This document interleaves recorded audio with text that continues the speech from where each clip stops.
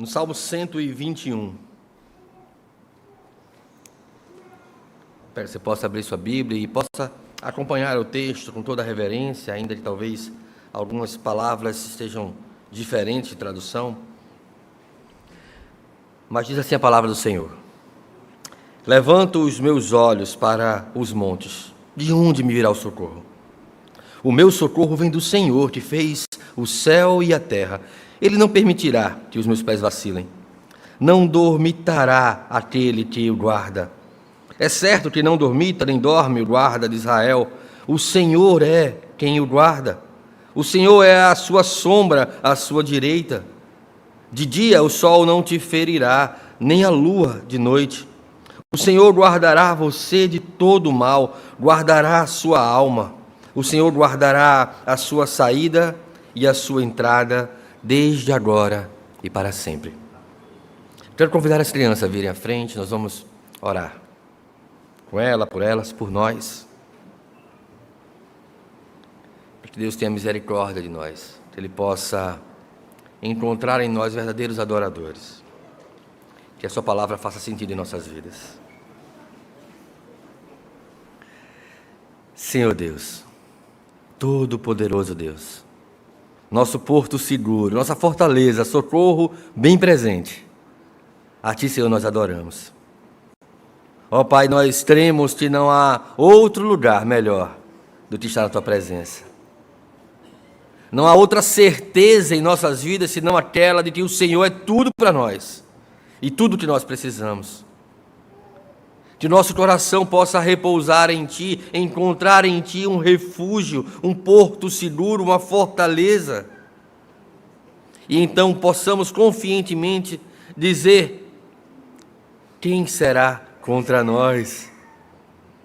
Quem intentará acusações contra os eleitos de Deus? Que a nossa confiança esteja na certeza de que passemos o que passarmos, quer fome, sede, nudez, perseguição, perigos, nós possamos confiar que o Senhor está conosco.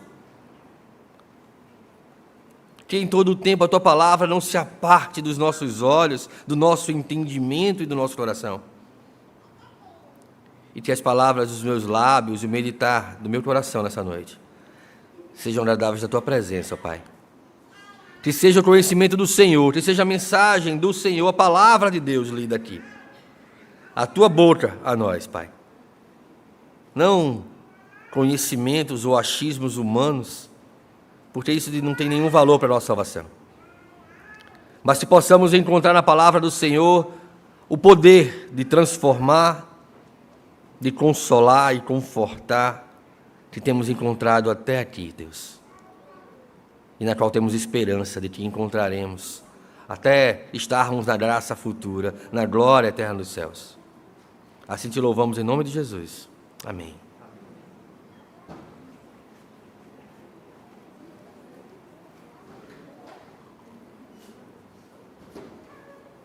Meus irmãos, esse é um salmo não tão complicado de pensarmos sobre ele. Nós não temos grandes diferenças entre traduções, então ele é muito claro, ele é muito direto e objetivo, um salmo curto, o Salmo 121. E ele traz um contraste que, ao iniciarmos essa exposição, é importante nós refletirmos sobre isso. É fundamental nos situar e reconhecer o cenário no qual nós vivemos. E talvez perceber como esse frenesi de ansiedade e pressão e condução e responsabilidade e tarefa nos tem levado a um excesso de informação e cobrança quase que desesperador, angustiante em muitos dias, tira nossa paz, tira nossa saúde, porque a sociedade na qual nós estamos inseridas, e me permita aqui chamá-la de sociedade moderna, é marcada por uma atmosfera de ansiedade constante, de provações constantes, de pressões constantes, tentações constantes a nos dirigir para longe dessa consciência de aportar no lugar seguro que é o nosso Deus. Porque somos bombardeados por informações a todo momento, enfrentamos pressões profissionais, pessoais, e cada vez mais crescentes à medida que nós vamos vivendo a nossa jornada nesse mundo usando a linguagem bem bibliquês, tenebroso. Nós lidamos com instabilidade econômica, instabilidade na nossa saúde, passamos por crises pessoais e somos constantemente desafiados em nossa vida sobre o que nós cremos, nas promessas de Deus, ou nas ondas que parece que, como na experiência de Pedro, se dirigindo a Cristo, andando sobre as águas, parecem altas demais e nós começamos a afundar também diante delas. Esse é o contexto no qual nós estamos inseridos, é nesse ambiente que o desespero costuma a se manifestar, e quando percebemos que os nossos recursos, nossas habilidades, o nosso conhecimento, a nossa destreza, o status que alcançamos, sejam internos ou externos, são insuficientes para lidar com os obstáculos que surgem, com as circunstâncias da vida. A ansiedade, então, se apresenta com a preocupação exagerada com o futuro, com o medo do dia de amanhã, causando um desgaste emocional, causando crise de relacionamento e desequilibrando cada um de nós espiritualmente. O desespero, por outro lado, como uma medida mais extrema, um sentimento mais extremo, ele vai se revelar como uma perda da esperança. Eu não tenho mais esperança, eu estou desesperado, o chão se abriu diante de mim. Parece que os montes estão agora se atirando no meio dos mares, e eu estou perdido. E nós parecemos que vivemos situações ou contextos insolúveis. Onde está o nosso socorro? Onde nós podemos buscar auxílio, onde nós podemos buscar esperança? E aqui, que muitos se voltam para os montes, que muitos se voltam para as soluções temporárias, quer seja buscar a satisfação no consumo, no ter, no alcançar aquilo que deseja, quer no próprio prazer do pecado, quando eu vou dizer eu mereço, eu preciso disso, ou no uso de medicações, ou uma imersão em redes sociais, em uma vida virtual que não condiz com a sua vida real, ou numa dependência excessiva do outro, de estar com alguém, de estar com aquela pessoa, e de modo que eu vou moldar a minha vida em razão disso. Meus irmãos, isso não satisfaz o nosso coração, isso não trará segurança para a nossa alma ou para a nossa vida. Essas alternativas frequentemente se revelam ilusórias, incapazes de suprir as necessidades mais profundas da nossa existência, incapazes de preencher um vazio do tamanho de Deus em nossas vidas. Portanto, levantar os olhos, conforme propõe o salmista, significa reconhecer a nossa fragilidade e impotência diante dos desafios. Significa escolher buscar auxílio na fonte correta, na fonte concreta, e colocar ali a nossa confiança, em vez de recorrer aos recursos passageiros em um mundo caído. Tudo isso será destruído e não pode estar nessas coisas a nossa segurança, a nossa paz, o nosso consolo. O Salmo 121, ele é classificado como um dos cânticos de peregrinação. Eram tradicionalmente cantados pela igreja à medida que se dirigiam à adoração. E então esse salmo, esse canto de peregrinação que os judeus, quando subiam a Jerusalém, em suas festas anuais, eles mencionavam, eles cantavam, eles adoravam o Senhor. Embora o texto bíblico não mencione aqui quem é o seu autor, diferente dos outros salmos, nós temos salmos de Asaf, salmos de Davi, aqui nós não temos, mas as tradições judaicas, elas vão atribuir esse salmo a Davi ou a Salomão, como a maior parte desses salmos de peregrinação. Os salmos de peregrinação, eu queria fazer um parêntese aqui, didático, para nós compreendermos algumas coisas que vai ajudar a nossa compreensão de aplicação do texto.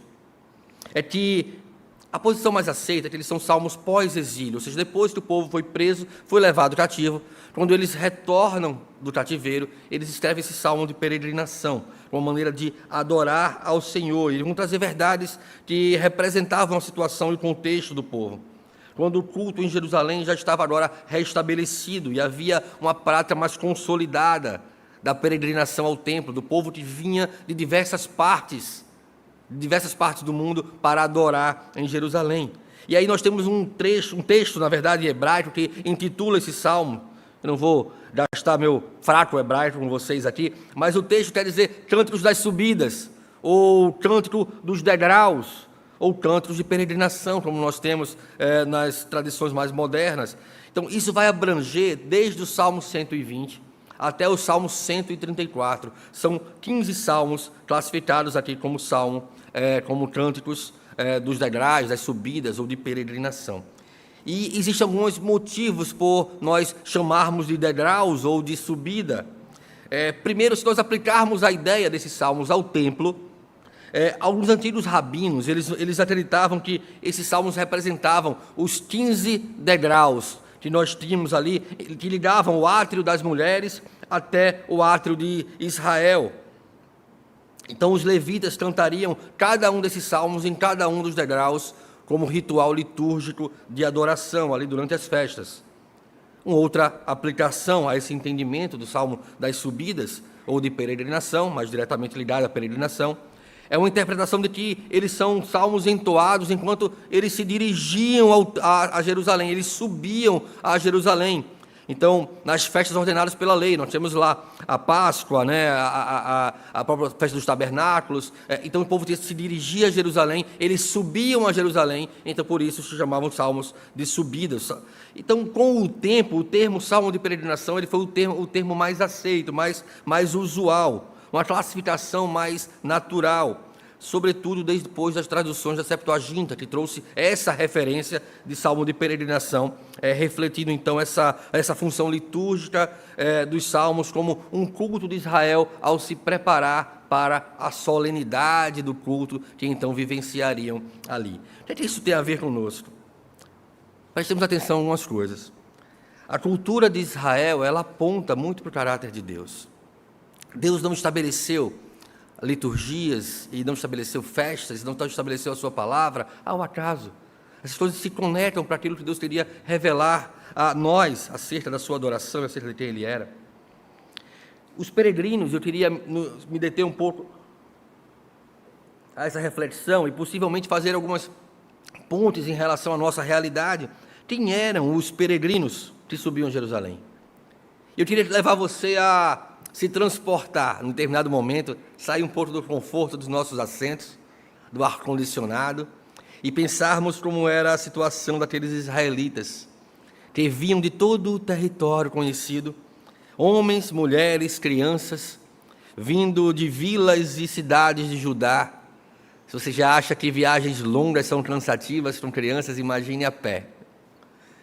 Eles vinham de todos os lugares de Judá, Samaria, Galiléia, regiões vizinhas, agricultores, pastores, artesãos, comerciantes, todo o povo de Israel, não só líderes religiosos, eles eram chamados a estarem no templo durante as festas de peregrinação. As estradas elas eram empoeiradas, elas não tinham delicatessen, não tinham postos de gasolina com AMPM, com lojas de conveniência. Eram estradas empoeiradas, cheias de ladeiras, exposição ao sol e às vezes até riscos de ladrões. Era um esforço comunitário, mas também um esforço espiritual grande que aquela nação então empreendia a estar em Jerusalém. A jornada não era apenas logística, não era apenas uma mudança de lugar e vamos adorar agora em Jerusalém. Não, era uma expressão pública de fé e de obediência, porque Deus havia determinado dessa maneira. Então imagine você se preparando para estar na adoração na igreja, em seus lares, suas casas, pensando sobre isso. Nós vamos para a igreja, não, hoje eu não vou, hoje eu estou meio cansado. Não, o povo entendia que era uma obrigação, porque Deus assim determinou. Talvez nós precisamos lembrar um pouco da nossa responsabilidade para com Deus. Ele nos salvou com um propósito. Ele nos tem tratado de graça em graça, de glória em glória, com o propósito de nos aperfeiçoar, de nos moldar à imagem de Cristo. E Ele exige de nós a adoração, e Ele santificou um dia para isso. Que nós devemos observar com obediência do conforto dos nossos lares, para o conforto da igreja que nós temos hoje. Ainda assim, Deus exige de nós a sua adoração. Ele requer de nós a adoração.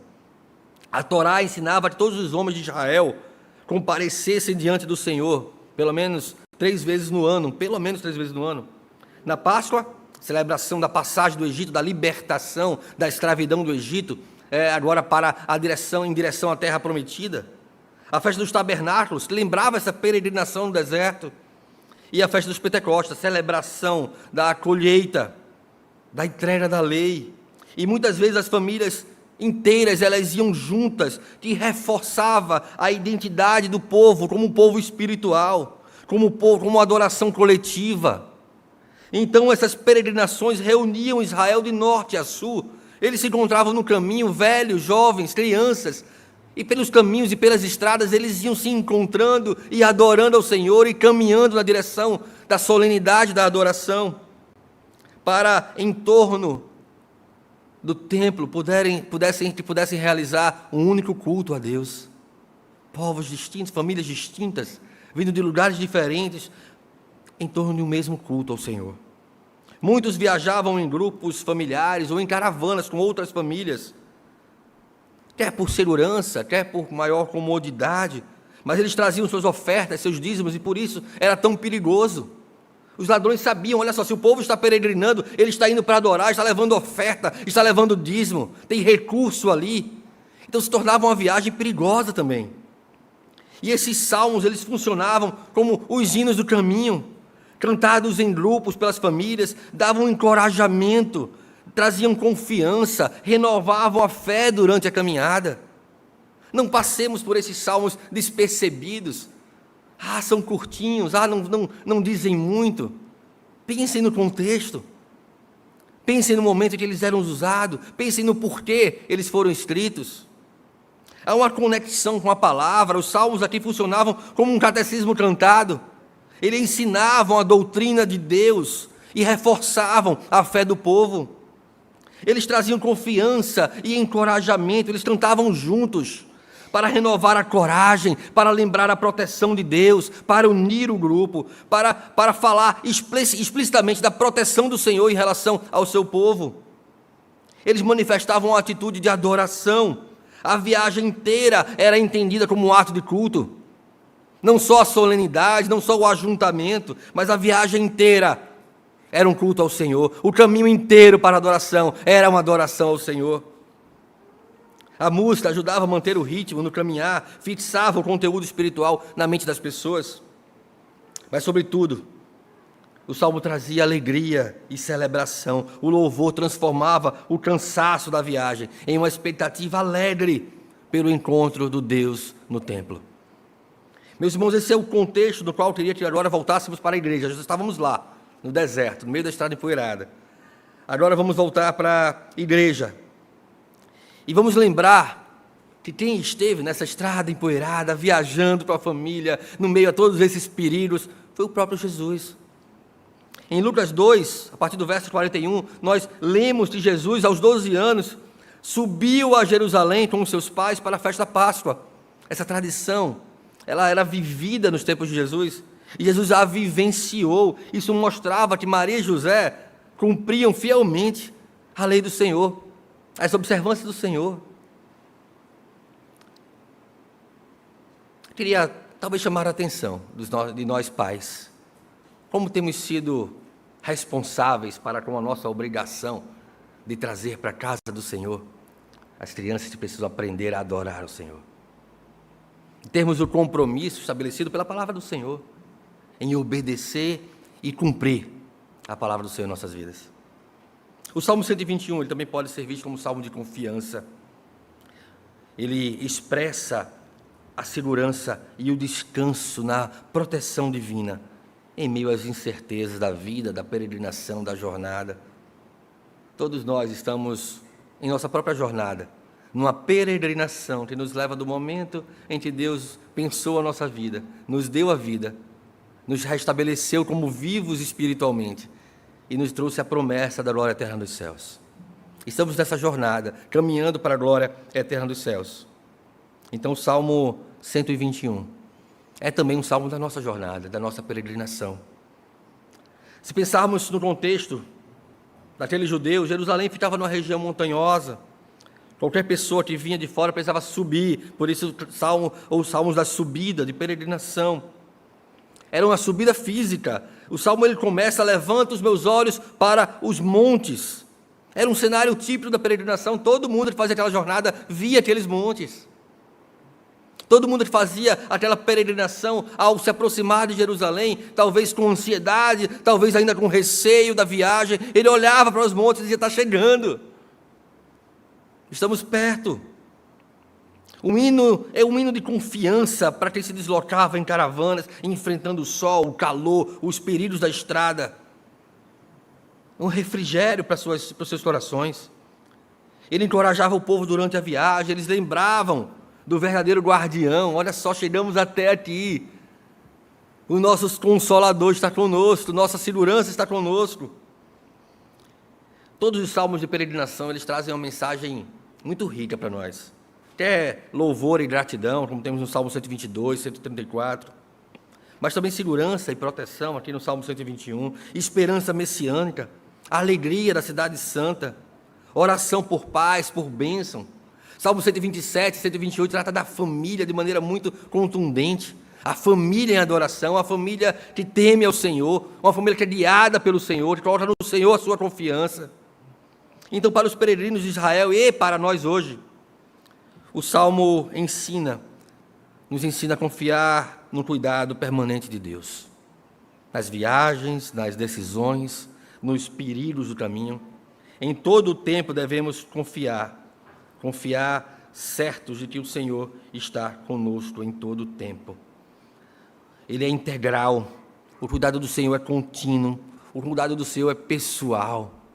Ele está com cada um de nós. O tema central desse salmo é confiança, por isso eu tenho chamado assim, um salmo de confiança, de repetir isso algumas vezes.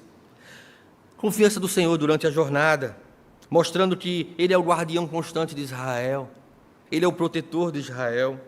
Isso traz um consolo para os peregrinos, então eu queria resumir esse salmo na seguinte frase: o Senhor é o nosso guardião vigilante, o nosso socorro constante, presente em toda a jornada, do início ao fim. Que nós não lembrarmos de nada da exposição de hoje. Que nós possamos guardar no nosso coração: o Senhor é o nosso guardião vigilante, o nosso socorro constante, presente em toda a jornada, do início ao fim. É disso que trata o Salmo. Se nós pudéssemos, então, agora nós fizemos um exercício de tentar nos situar na imagem do Salmo, naquela peregrinação.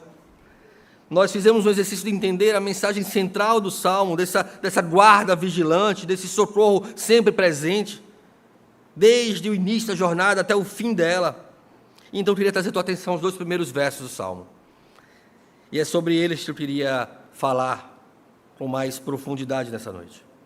Os 2 primeiros versos do Salmo 121, eles formam um paralelismo de confiança. Levanta os olhos para os montes, de onde me virá o socorro? Então o verso 2 diz: o meu socorro vem do Senhor, que fez o céu e a terra. Vamos ler juntos esses 2 versos da projeção? Só para a gente memorizar e fixar, às vezes repetir nos ajuda a fixar. Levanto os meus olhos para os montes e pergunto: de onde me vem o socorro?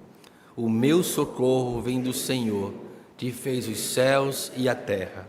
Perfeito. Essa tradução provavelmente foi NVI, vocês projetaram aí. Eu gosto dessa expressão quando ele bota: eu olho para os montes e pergunto, porque reforça o questionamento que vai ser feito aqui: de onde me virá o socorro? E ele vai dizer: o meu socorro vem do Senhor, que fez os céus e a terra.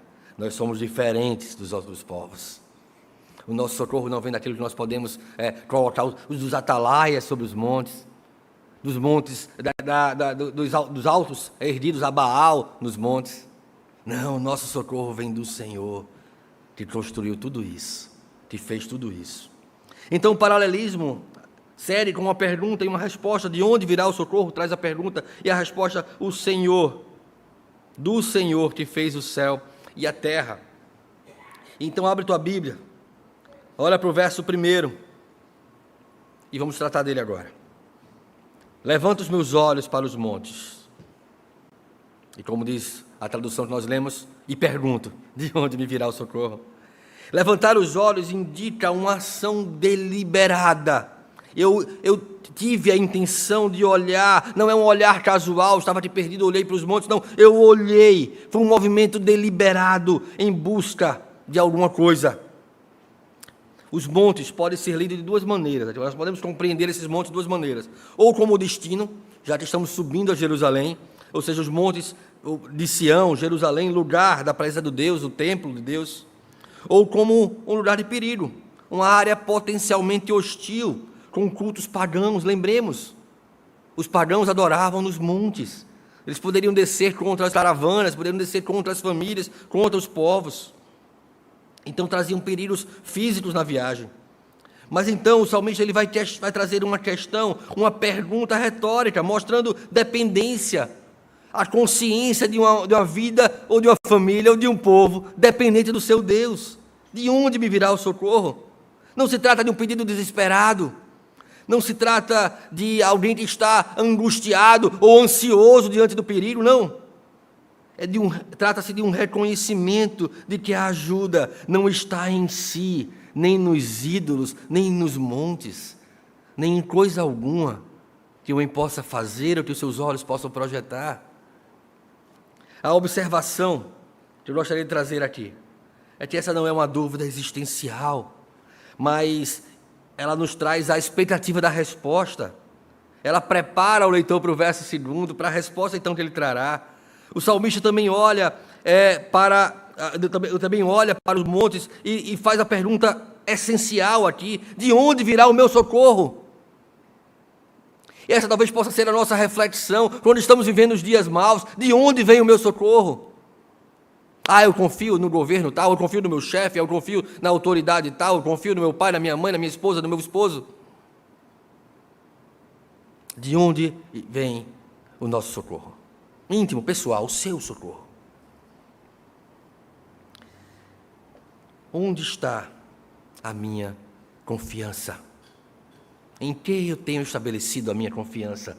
Eu estou estudando, eu vou ter segurança financeira, vou passar num concurso bom e vai estar tudo certo na minha vida. É nisso que está a sua confiança? Mas eu sou bem sucedido, estou ocupando tal cargo. É nisso que está a sua confiança?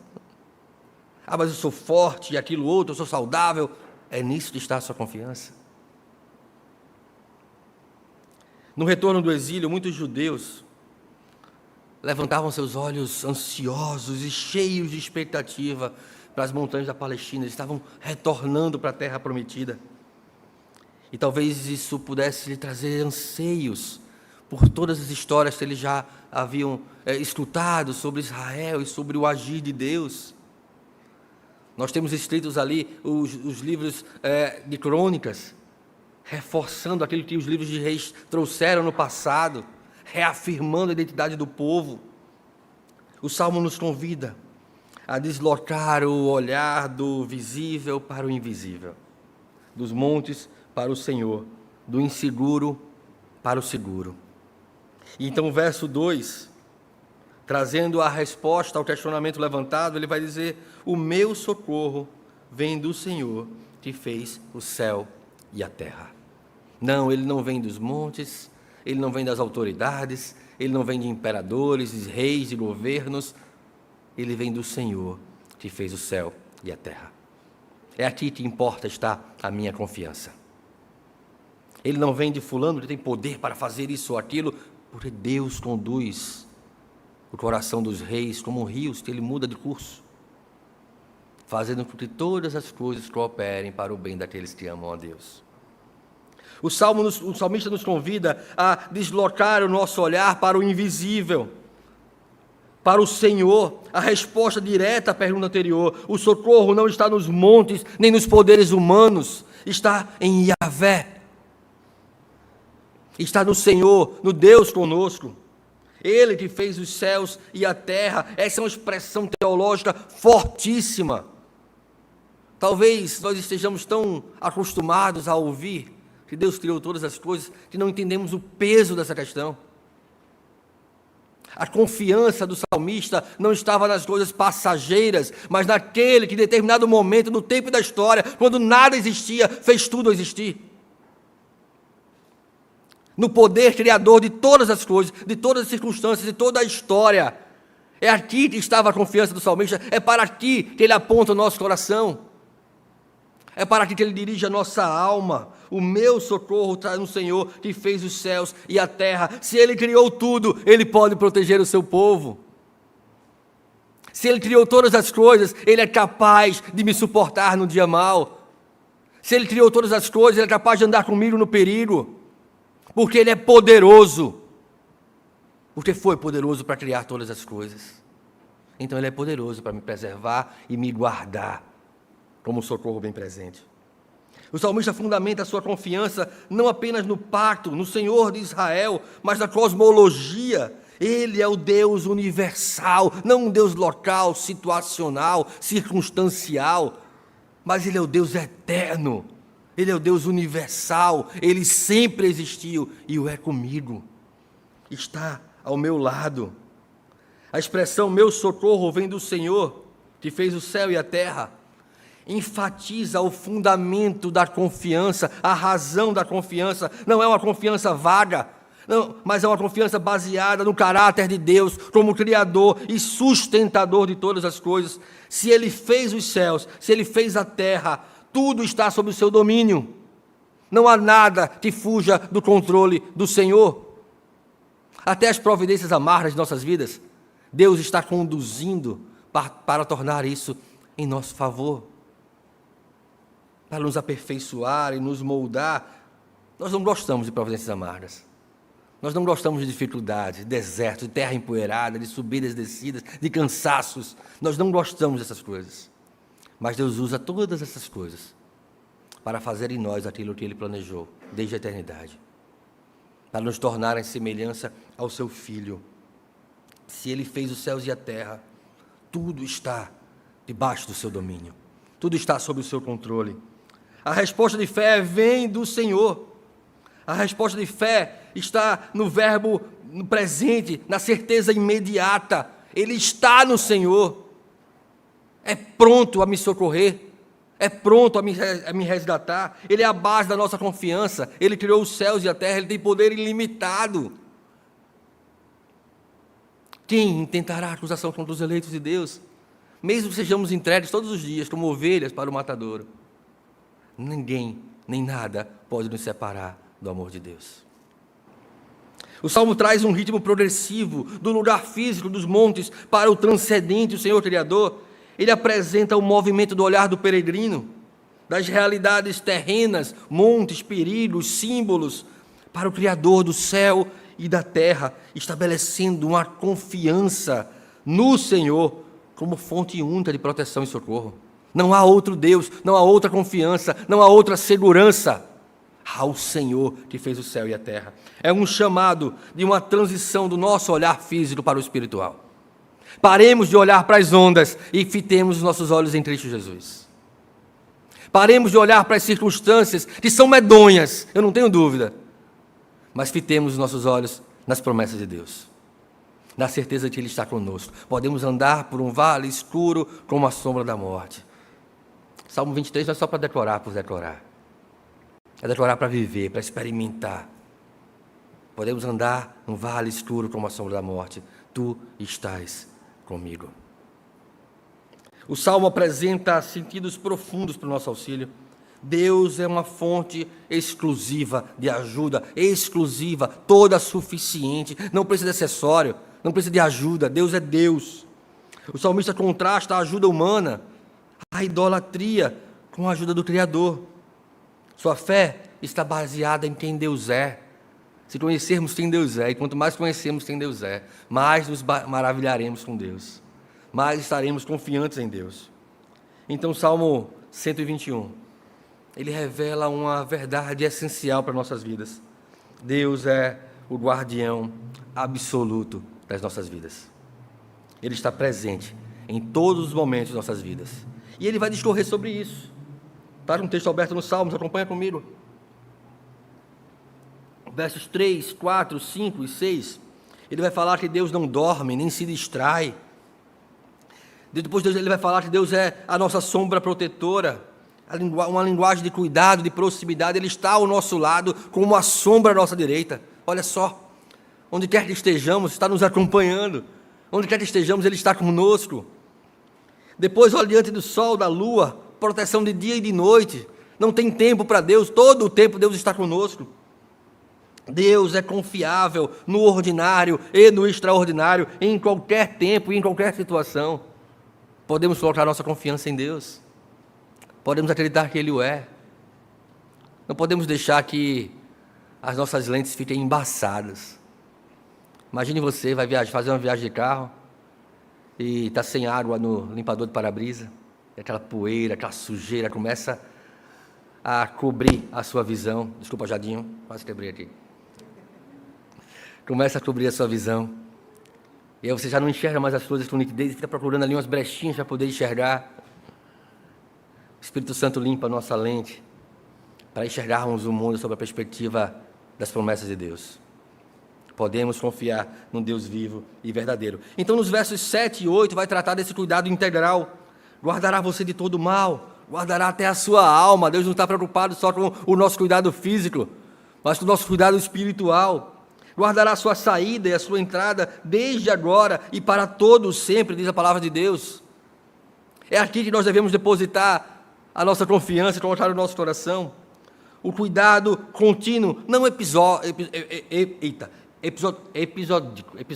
quase não sai. Não em cada episódio de nossas vidas. Não é um cuidado episódico, não é um cuidado circunstancial, é um cuidado contínuo. Deus está conosco em todo o tempo. Ele está conosco no extraordinário, no ordinário, nas coisas pequenas e nas grandes. Deus está presente em cada etapa das nossas vidas, mesmo aquela que parece estar sozinho.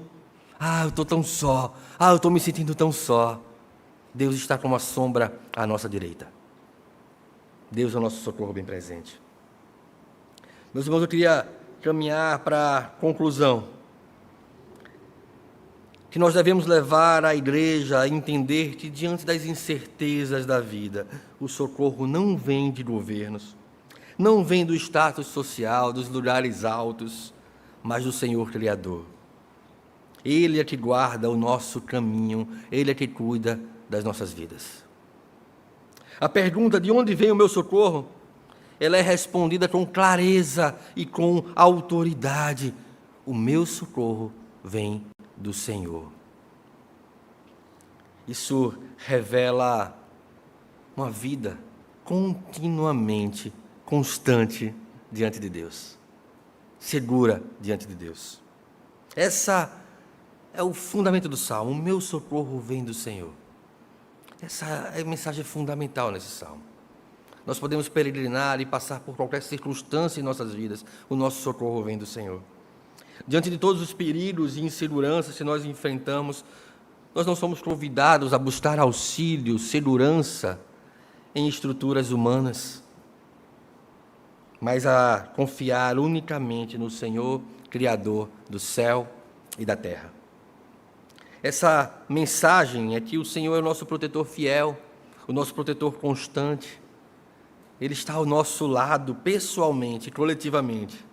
Ele é o nosso socorro poderoso e infalível e constante em nos auxiliar com verdades, com promessas profundas, com certeza de que Ele é poderoso para cumprir todas elas. Ele é um vigia incansável, seu olhar atento está continuamente sobre nós. Ele não cochila nem dorme, aquele que te guarda. Ele cuida de cada aspecto da nossa vida, em todo o tempo e em todo lugar, do início ao fim, no deitar, no levantar, no dia e na noite, e cuidará para sempre. É um cuidado contínuo e permanente sobre nós. Estamos sempre diante do Senhor. E essa confiança não é teórica, ela é uma confiança prática. Nós somos chamados a entregar a Ele a nossa ansiedade, as nossas vulnerabilidades, os nossos temores, certos de que nós não somos abandonados em circunstância alguma pelo Senhor. Ele está sempre conosco.